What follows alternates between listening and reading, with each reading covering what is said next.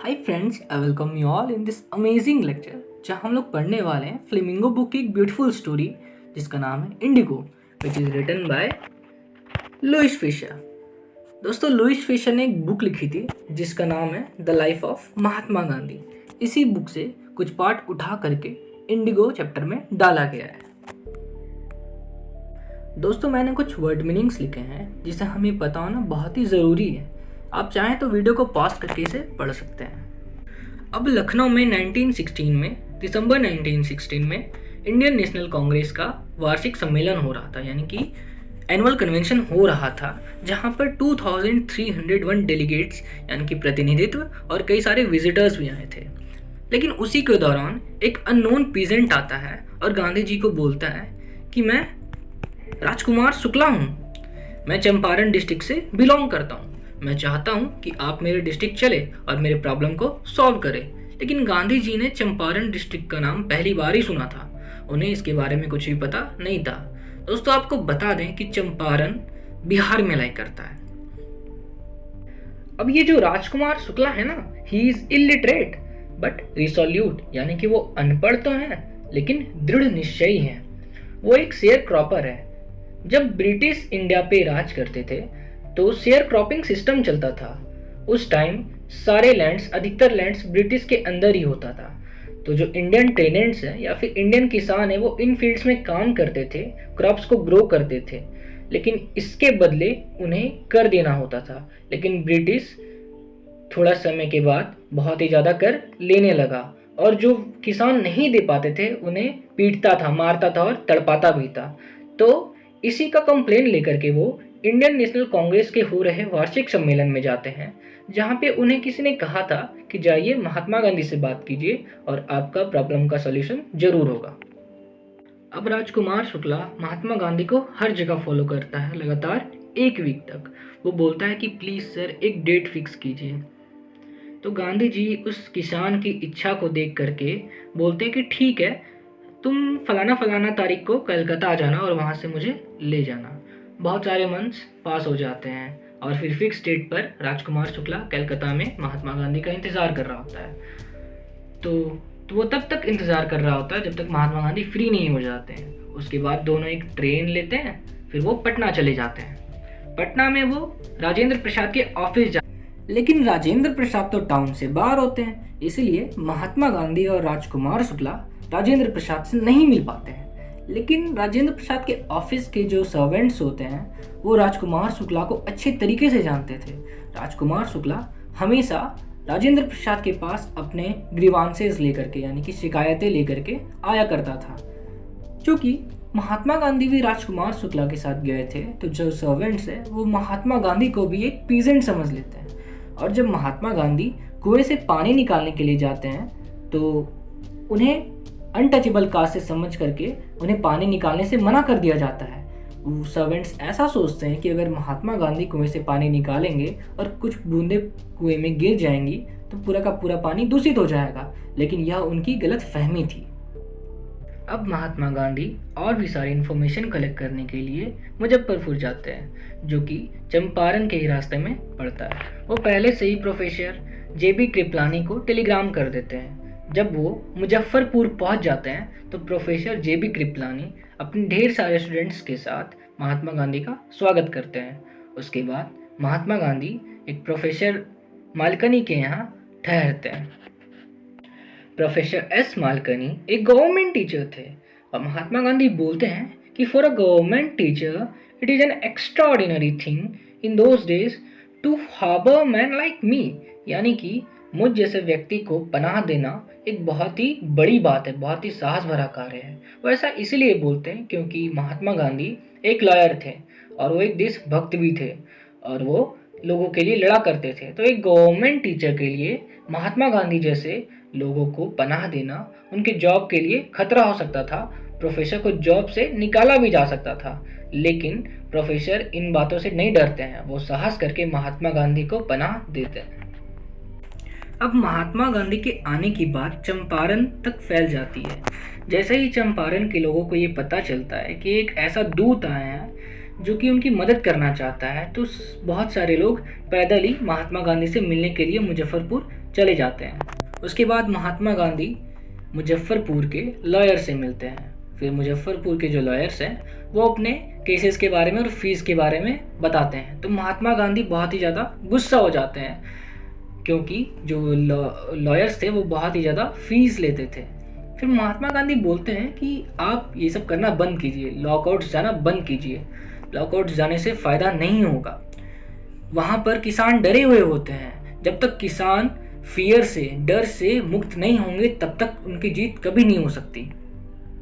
British rule के दौरान चंपारण का मोस्ट लैंड जो है वो लार्ज स्टेट्स में डिवाइडेड था, जो कि इंग्लिश मैन के द्वारा ओन किया जाता था, जहाँ पे इंडियन टेनेंट्स यानी कि इंडियन किसान काम करते थे। उस टाइम का जो चीफ कमर्शियल क्रॉप था वो था इंडिगो यानी कि नील। अब वहाँ के जो लैंडलॉर्ड्स थे वो बदले में टैक्स मांगते थे, लेकिन उन्होंने कहा कि ठीक है हम तुमसे टैक्स नहीं लेंगे, लेकिन जिस ज़मीन में तुम खेती करोगे उसका 15% या फिर कहें तो 3/28 पार्ट में तुम्हें इंडिगो उगा करके हमें देना होगा टैक्स के रूप में।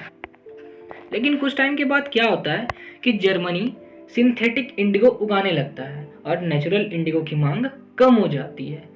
इसीलिए जो अब इंग्लिश मैन है उन्हें वो सिंथेटिक इंडिगो खरीदना था, जिसके लिए उन्हें पैसे। अब महात्मा गांधी चंपारण पहुंचते हैं और वहां पहुंचने के बाद सारे सबूत इकट्ठा करने में लग जाते हैं। अब Mahatma Gandhi British landlord association के सेक्रेटरी से बात करने के लिए जाते हैं, लेकिन वो जो सेक्रेटरी है वो महात्मा गांधी को आउटसाइडर बोल करके कोई भी इंफॉर्मेशन नहीं देता है। लेकिन गांधी जी बोलते हैं कि वो एक आउटसाइडर नहीं है। उसके बाद गांधी जी तिरूट डिवीज़न के ब्रिटिश ऑफिशियल कमिश्नर के पास जाते हैं, लेकिन ब्रिटिश ऑफिसर जो है वो गांधी जी को धमकी दे करके बोलता है कि आप तिरूट छोड़ दें, लेकिन गांधी जी नहीं छोड़ते हैं। वो चंपारण के डिस्ट्रिक्ट मोतिहारी में चले जाते हैं, जहाँ पर उनका बहुत ही जोरों शोरों से स्वागत होता है। अब गांधी जी को एक ऐसी इन्फॉर्मेशन मिलती है कि बगल के गांव में एक विलेजर को ब्रिटिशर्स के द्वारा पीटा जा रहा है। तो गांधी जी सोचते हैं कि चलो वहाँ जाकर के देखा जाए कि क्या चल रहा है। तो Mahatma Gandhi next morning elephant के बैक पर जाते हैं, यानी कि एलिफेंट के ऊपर बैठ करके जा रहे होते हैं। वो ज़्यादा दूर नहीं गए होते हैं कि पुलिस सुपरिटेंडेंट का एक मैसेंजर आता है और वो बोलता है कि आप वापस यहाँ से चले जाइए। लेकिन महात्मा गांधी उसकी बातों को अनसुना कर देते हैं। लेकिन उसके बाद फिर एक ऑफिशियल नोटिस आता है कि आप चंपारण तुरंत छोड़ दें, लेकिन गांधी जी उस नोटिस पे साइन करके बोलते हैं कि आई डिसोबे द ऑर्डर। क्योंकि महात्मा गांधी ने एक ऑफिशियल नोटिस को डिसोबे किया था, इसीलिए उन्हें नेक्स्ट डे कोर्ट में आने को कहा गया। इसके बाद महात्मा गांधी को रात भर नींद नहीं आती है। वो राजेंद्र प्रसाद को टेलीग्राफ करते हैं, सारी इन्फॉर्मेशन वायसराय को टेलीग्राफ करते हैं और आश्रम में भी सारे इंस्ट्रक्शन को भेज देते हैं।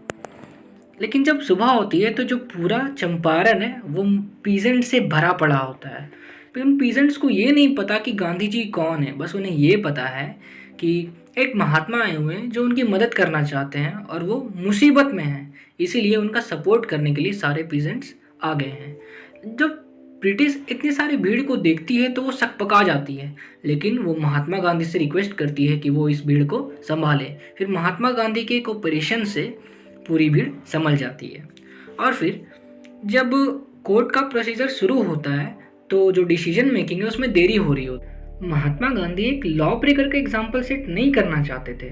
उन्होंने ऐसा इसीलिए किया था क्योंकि वो ह्यूमैनिटी के लिए लड़ रहे थे, वो अपने लोगों के लिए लड़ रहे थे, वो एक देशभक्त थे।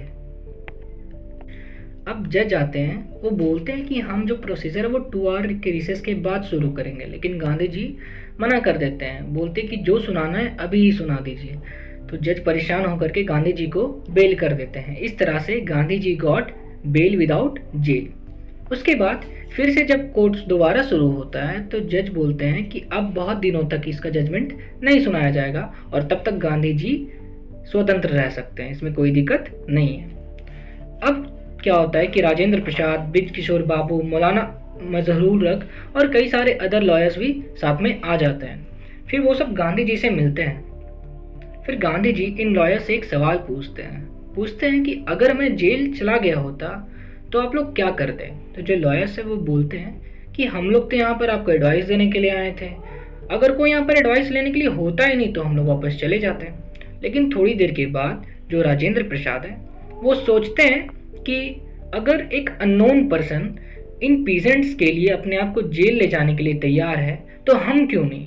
तो सारे जो लॉयर्स है वो मिल करके गांधी जी के पास आते हैं और बोलते हैं कि हम भी आपके साथ जेल जाने के लिए तैयार हैं। उसके बाद गांधी जी खुश होकर के बोलते हैं कि द बैटल इज वॉन, यानी कि हमने जीत हासिल कर ली है, अब हमें कोई नहीं रोक सकता। अब कुछ दिनों के बाद ना महात्मा गांधी जी को मजिस्ट्रेट के द्वारा एक रिटन कम्युनिकेशन मिलता है जिसमें कि लिखा हुआ होता है कि लेफ्टिनेंट गवर्नर ने इस केस को बंद करने का ऑर्डर दिया है और इस तरह से मॉडर्न इंडिया में पहली बार सिविल डिसओबीडियंस की जीत हुई थी, यानी कि सविनय अवज्ञा की जीत हुई थी। अब जितने भी लॉयर्स थे इनके द्वारा बस इंक्वायरी ही चलाई जा रही थी, वो सब अब सबूत इकट्ठा करने में जुट गए थे। अब कुछ दिनों के बाद क्या होता है ना कि सर एडवर्ड गेट के द्वारा महात्मा गांधी को बुलाया जाता है और उनके द्वारा एक मीटिंग ऑर्गेनाइज की जाती है, एक इंक्वायरी बैठाई जाती है जिसमें कि कई सारे गवर्नमेंट के ऑफिसर रहते हैं, लैंडलॉर्ड रहते हैं और Mahatma Gandhi as the soul representative of peasants होते हैं। तो इस इंक्वायरी के बाद ऐसा प्रूफ हो जाता है कि जो बिग प्लांटर्स है, लैंडलॉर्ड्स है और जो ऑफिसर्स हैं उन्होंने पीपल के साथ, पीजेंट्स के साथ बहुत ही गलत किया था। तो अब जो प्लांटर्स हैं वो बोलते हैं कि अब हमें क्या पे करना होगा। वो सोच रहे होते हैं कि महात्मा गांधी हमसे पूरी की पूरी मनी डिमांड कर लेंगे जितना हमने लिया है, लेकिन महात्मा गांधी ऐसा नहीं करते हैं, वो सिर्फ और सिर्फ 50% ही डिमांड करते हैं। तो जो प्लांटर्स है वो बोलते हैं 50% तो नहीं, लेकिन हम 25% तक दे पाएंगे। तो महात्मा गांधी बोलते हैं ठीक है, उनकी एक ही बात पर मान जाते हैं। महात्मा गांधी बोलते हैं कि ये जो money is not much important, यानी कि जो मनी है वो उतना ज़्यादा इम्पॉर्टेंट नहीं है। इम्पॉर्टेंट ये है कि ब्रिटिश ने हमारे सामने घुटने टेके, उन्होंने अपने प्रेस्टीज को दांव पे लगाया। ऐसा इससे प्रूफ हो गया कि कोई भी लॉर्ड और लॉ से ऊपर नहीं हो सकता और हमारे पीजेंट्स को भी करेज मिला, उन्होंने लड़ना सीखा, उन्होंने अपने हक के लिए लड़ना सीखा। अब कुछ ही सालों में इंडिगो की शेयर क्रॉपिंग अब गायब हो गई। अब चंपारण की एक प्रॉब्लम तो सॉल्व हो गई थी, एक कंडीशन तो सुधर गई थी, लेकिन वहाँ पर हेल्थ एंड सैनिटेशन जो था, वहाँ का जो स्वास्थ्य था वो उतना अच्छा नहीं था। तो महात्मा गांधी ने डिसाइड किया कि अब यहाँ के हेल्थ एंड सैनिटेशन को भी सुधारा जाए। महात्मा गांधी ने ऐसा सोचा नहीं था कि एक अननोन पेशेंट के रिक्वेस्ट पे उनकी हेल्प करने के लिए उनके जीवन का 1 साल लग जाएगा। लेकिन दोस्तों इसमें एक अच्छी बात ये थी कि चंपारण एपिसोड महात्मा गांधी के लाइफ में एक टर्निंग पॉइंट था। दोस्तों अब इसके बाद चंपारण की जो प्रोग्रेस की व्हील है वो स्टार्ट हो जाती है। अब दोस्तों यहाँ पर बात आती है एक इंग्लिश मैन की जिसका नाम है Charles फ्रियर Andrews. Charles फ्रियर Andrews Mahatma Gandhi का भक्त बन चुका था। वो फिजी आइलैंड्स जा रहा था, लेकिन वो जाते जाते महात्मा गांधी से मिलना चाहता था। तो वो मिलने जब आता है तो जो और भी लॉयर्स होते हैं इंक्लूडिंग राजेंद्र प्रसाद, वो सब सोचते हैं कि क्यों ना इस इंग्लिश मैन चार्ल्स फ्रियर एंड्रयूज को अपनी साइड रख लिया जाए। लेकिन महात्मा गांधी ऐसा करने से बिल्कुल ही मना कर देते हैं। लॉयर सोच रहे होते हैं कि इसे अपने साइड रख लेंगे तो हमारी हेल्प हो जाएगी ब्रिटिश से लड़ने में, लेकिन महात्मा गांधी समझाते हैं कि इसी में हमारी कमजोरी होती है, हमें अपने आप पे विश्वास रखना होगा, हमें आत्मनिर्भर बनना होगा, सेल्फ रिलायंस होनी चाहिए, इनकी आत्मनिर्भरता होनी चाहिए। और इसी बात से महात्मा गांधी अपने लॉयर्स को सेल्फ रिलायंस का पाठ पढ़ाते हैं। तो फ्रेंड्स अब यहीं पे इस हिस्टोरिकल चैप्टर का एंड होता है। आई होप आपने इसे पसंद किया होगा। अगर ये वीडियो आपको जरा सा भी पसंद आया तो आप इसे जो भी कर सकते हैं, लाइक शेयर सब्सक्राइब सभी चीज़ें कर दें। Thank you.